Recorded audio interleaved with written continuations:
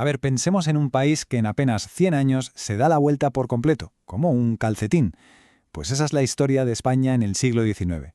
Un auténtico terremoto social y económico que no solo cambió las fronteras, sino que transformó la vida de todo el mundo. Y de paso, sentó las bases de la España que conocemos hoy. La gran pregunta es, ¿cómo pasó todo esto? Y no fue solo cosa de reyes, guerras y política. Fue un cambio mucho más profundo, que vino desde abajo, en la demografía, en la economía y, bueno, en el alma misma de la sociedad. Vamos a desgranarlo poco a poco.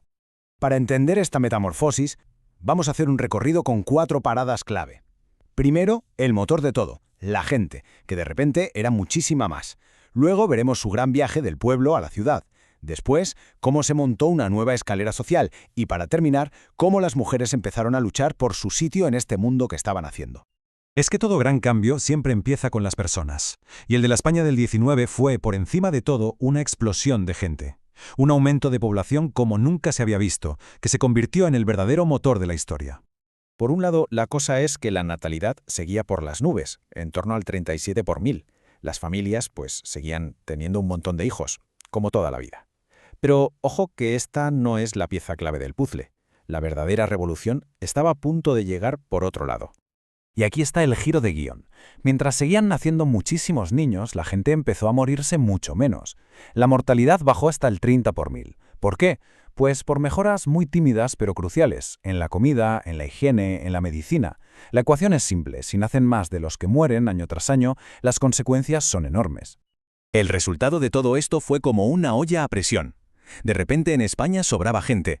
Había muchísimos jóvenes para los que ya no había tierra que cultivar ni trabajo en la aldea. El sistema de siempre estaba a punto de saltar por los aires. Y esta presión humana fue la chispa que lo prendió todo. Y este gráfico nos muestra el gran atasco. Hacia 1860, 2 de cada 3 españoles trabajaban en el campo. O sea, una economía totalmente anclada en la agricultura que era incapaz de dar de comer a toda esta nueva marea de gente. El campo estaba saturado. La única salida era marcharse. Claro, si en tu pueblo ya no hay para comer, ¿qué haces? Pues te vas. Y eso nos lleva a la segunda gran transformación. Un país entero moviéndose, un éxodo masivo que cambió para siempre el mapa humano de España. Y no estamos hablando de unas pocas familias que se mudan. Hay que imaginar un auténtico río de gente. Miles y miles de personas haciendo latillo, despidiéndose de todo lo que conocían, de sus pueblos, de sus campos, para irse a un futuro totalmente incierto en las ciudades o en los nuevos centros industriales. Y en la ciudad, claro, las reglas del juego eran completamente distintas. El ritmo ya no lo marcaba el sol y las cosechas, sino el silbato de la fábrica. Se convirtieron en obreros a cambio de un salario o en criados para las nuevas familias ricas de la burguesía, o encontraron algún hueco en el bullicioso de los servicios, que no paraban de crecer. Es que las propias ciudades eran un espectáculo. El traqueteo de los tranvías se mezclaba con el de los coches de caballos. Poco después, ya a principios del siglo XX, llegaron cosas que parecían magia, como el metro en Barcelona, la radio entrando en las casas y esa nueva pasión que lo arrastraba todo, el fútbol. Estaban haciendo una cultura urbana completamente nueva. Todo este nuevo mundo, urbano e industrial, necesitaba una nueva forma de organizarse.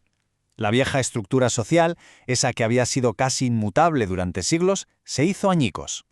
Este es quizás el cambio más profundo de todos. Se pasó de una sociedad estamental donde tu destino estaba escrito en la cuna por tu apellido a una sociedad de clases. Y aquí la nueva regla para medir a la gente era el dinero. En teoría, claro, ya no importaba de quién eras hijo, sino tu capacidad para generar riqueza. Se acababa de abrir la puerta a la movilidad social, tanto para subir como para bajar. Arriba del todo, en la cima de esta nueva pirámide, el poder era una cosa de 3.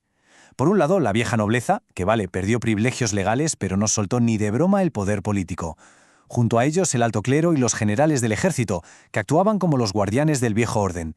Y, entrando con muchísima fuerza, la nueva aristocracia del dinero, la alta burguesía de los banqueros, los industriales y los grandes terratenientes. Por debajo de ellos, un batiburrillo de clases medias intentaba salir adelante. Funcionarios, pequeños comerciantes, abogados, médicos. Pero a ver, no nos engañemos. La base de la pirámide, la inmensa mayoría del país, seguían siendo las clases bajas. Un océano de campesinos, que todavía eran el 80% de la población, junto a los artesanos de toda la vida y los nuevos trabajadores de las ciudades. Pero en medio de toda esta reorganización social, otro cambio, mucho más silencioso pero igual de revolucionario, empezaba a moverse. Un cambio que afectaba nada menos que a la mitad de la población, a las mujeres. Hay que ser claros. Para la gran mayoría de las mujeres, sobre todo en el mundo rural, la vida cotidiana no cambió demasiado. Su mundo seguía siendo la casa y la familia, y la subordinación al hombre era la norma, algo que ni se discutía. Sin embargo, algo se estaba moviendo. A principios del siglo XX, empezaron a germinar las primeras semillas de la igualdad. Aparecieron las primeras organizaciones sufragistas y feministas que se atrevieron a pedir lo que parecía impensable, los mismos derechos. Y poco a poco, las mujeres empezaron a conquistar espacios fuera de casa, como maestras, enfermeras o como obreras en las fábricas. Fueron los primeros y dificilísimos pasos de un camino que, bueno, llega hasta hoy. Y así cerramos este viaje al siglo que rehizo España.